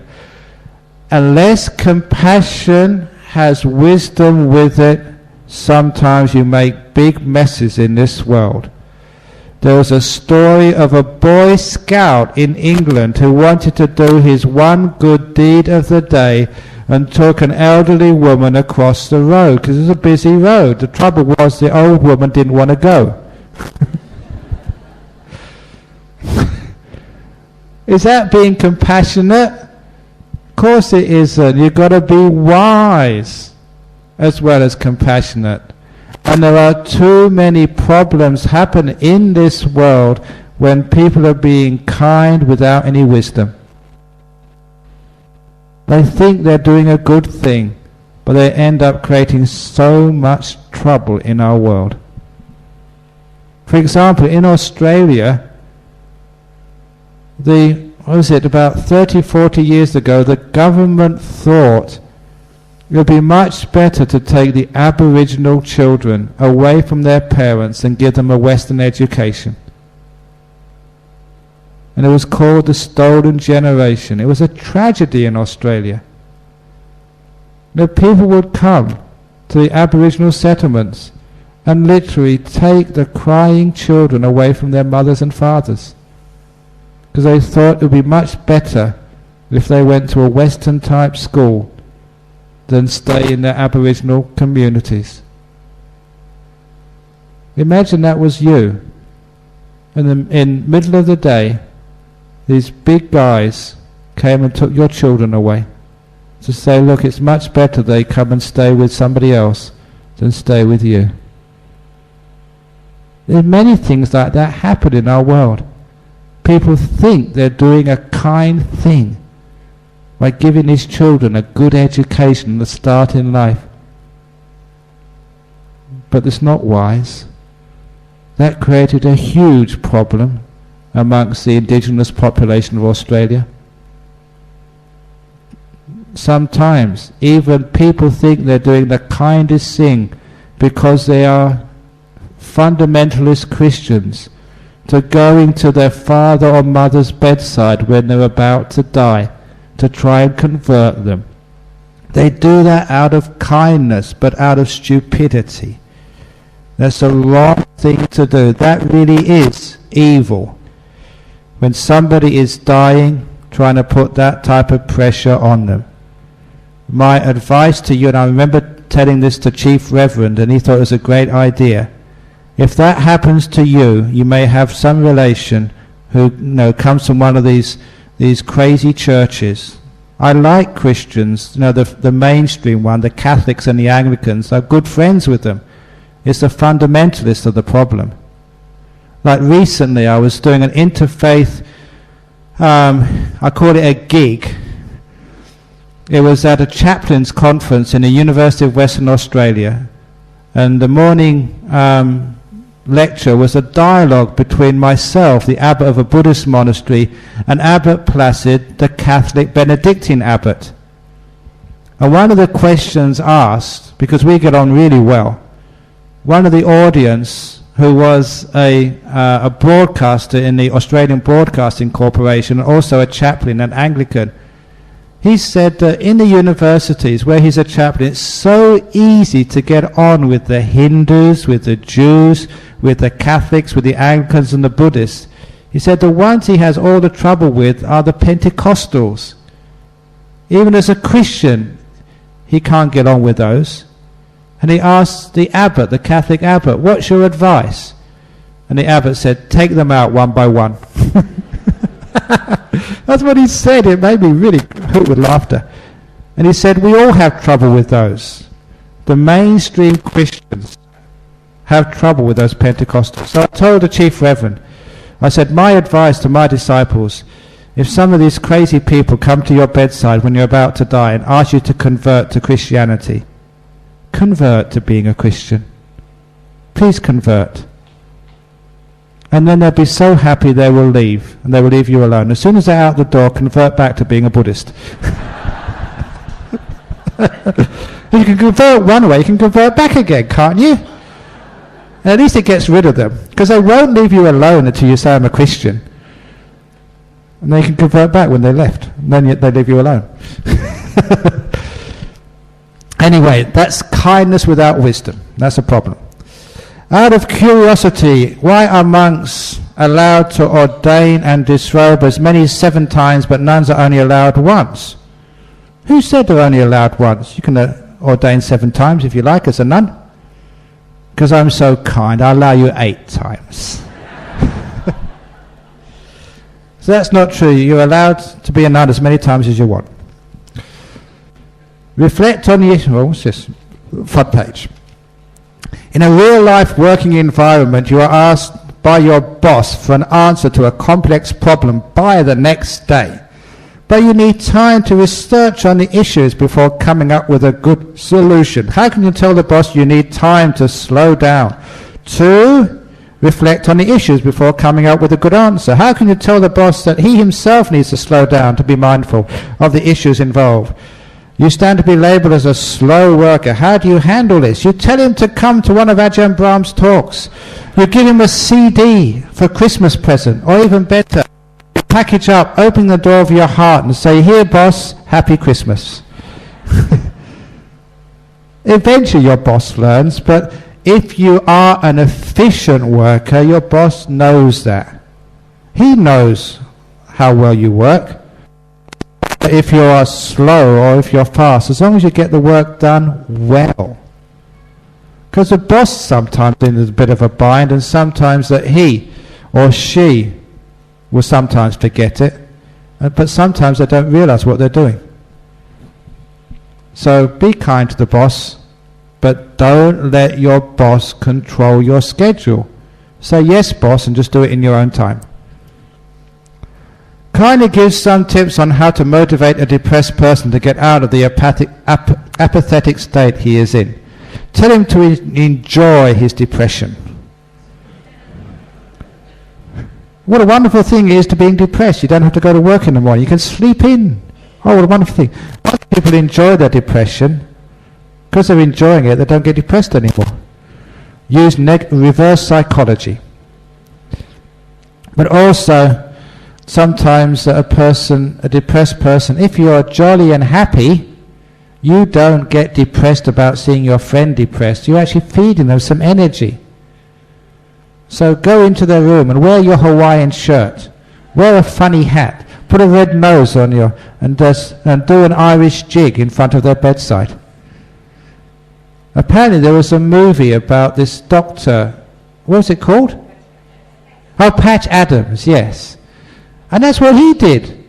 He just was completely crazy and did weird things, and actually people got much better, and it cured their depression, because when they're very sick you feel so terrible. And it was a real life person who went sort of making people have fun because he had fun. So go and get a clown suit and wear it to the temple, or what, I don't know. And give some energy, and you have energy, and it's infectious, and maybe that might help them.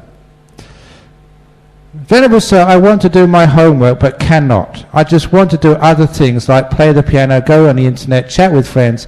How can I solve this problem on behalf of my son? Okay, is that really what your son wants? So if he really wants to do his homework, sometimes make the homework enjoyable.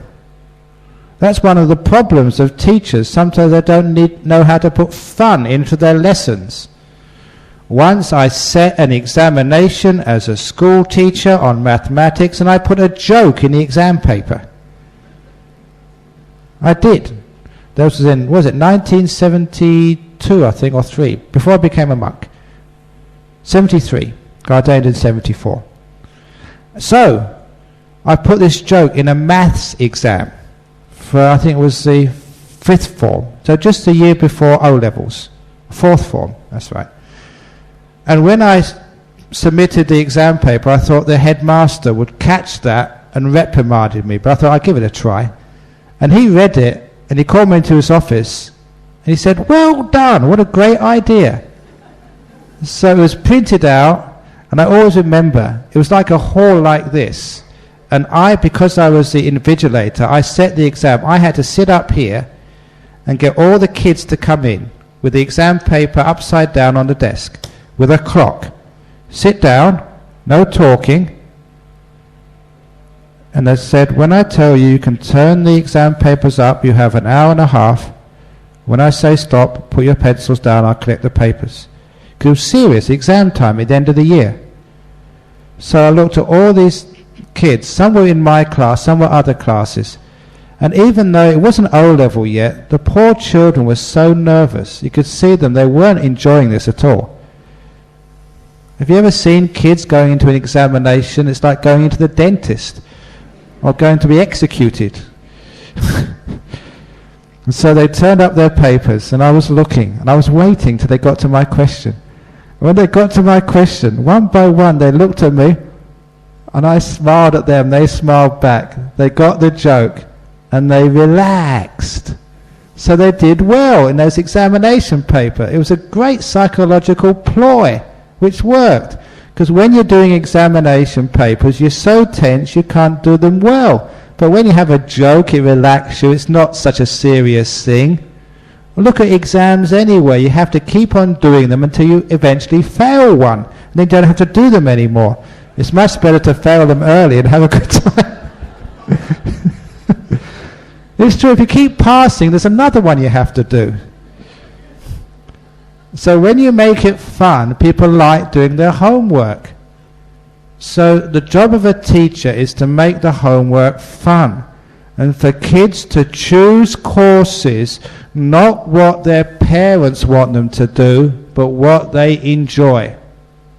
I was talking to a kid a couple of days ago in Perth. I think it was a 12-year-old. What are you doing in school? Oh, no, a 14-year-old. What are you going to major in? Fashion. Her school teaches her fashion design. She loves it. Why do we have to just have chemistry or geography? Can you get a job as a geographer? You can sometimes, but you get more jobs like fashion design. That's a big industry. So they're training these kids in this school. It's a great school, very progressive. They also train kids who want to be pilots as well when they're 14 or 15.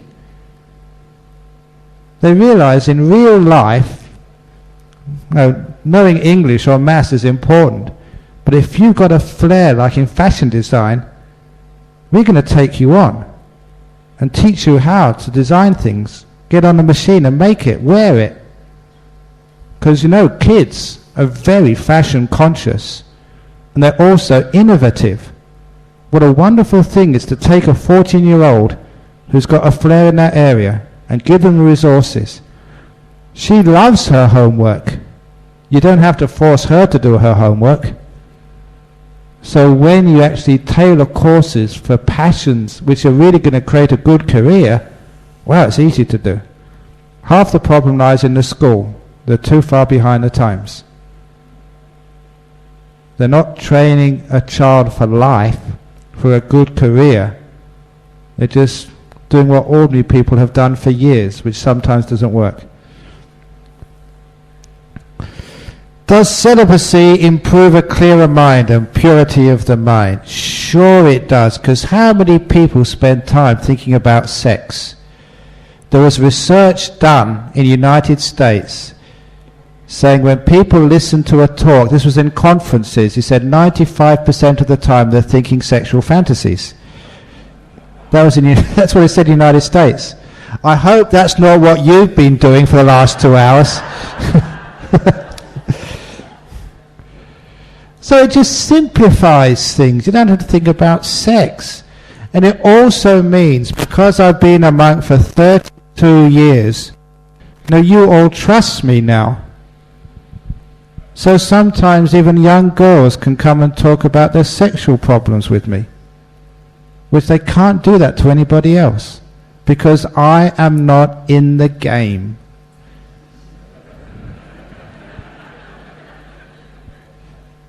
In any sport you have to have the referee or umpire. If that referee is playing for one side or the other, they can't be a good referee. So I'm not playing for the girls, I'm not playing for the men. I'm an umpire. That's why in Thailand there are 3 genders: male, female and monks. And you can only do that if you're celibate. So celibacy gives me a great advantage. And I know that many women have told me that when they come and talk to me, they feel they can talk to me about things they can't talk to another person about. They can't talk to another woman. They can't talk to another man. But they talk to a monk. It's like talking to a person who's not going to be a sexual object, who's not regarding them as a possible partner. And because of that, there's a freedom there of talking with a monk. So that's why that monks make great counselors. Because they are umpires. They're not part of the sexual game. And you know how much sex, relationships sort of obsess our world. Sometimes people say it's all about sex, all about relationships. It's not, but a lot of it is. And it's great having somebody outside of that who can give you a good objective opinion. So it's wonderful having a few celibate people around. And could a lay person live a celibacy life and how it's against nature and not acceptable in society? Celibacy is becoming acceptable. You have a choice. If you really want to, you can. It's up to you. Sometimes people are celibate for a while, and then they sort of go back to a sexual relationship. That's fine. It's your choice. You don't have to follow what other people do. And many people make that as a life choice. So it's up to you. You're free to do so. And in modern society, it's acceptable. It's only difficult when you're young, especially a woman, because your parents can't wait to have grandchildren. They're masochists. They've just got rid of you and they want some more. But if not that, sometimes the other, you can become celibate. It's 10 o'clock now, so we've got quite a few questions left, but it's a bit late. So tomorrow? Okay, we'll do it tomorrow. So the questions which aren't answered here, amazing questions. Wow, you'd be really missing out if you don't listen to these answers. So you have to come tomorrow. So, okay. Okay, so let's share merits before we finish. Are you ready? Here we go. The Idame. Idame nyati nang hotu sukita hontu yatayo. Idame nyati nang hotu sukita hontu yatayo. Idame nyati nang hotu sukita hontu yatayo. 3 Ajahn Brahm sadhus. Sadhu. Sadhu. Very good. Okay, enjoy your evening and see many of you tomorrow. I'm just going to go down there. If anyone wants to say anything personally, I'll be here for a while. Yeah. Oh, you want to say last words? Go on. Thank you, Ajahn Brahm, for the most inspiring talk. Tomorrow's talk is on overcoming obstacles. So see you tomorrow.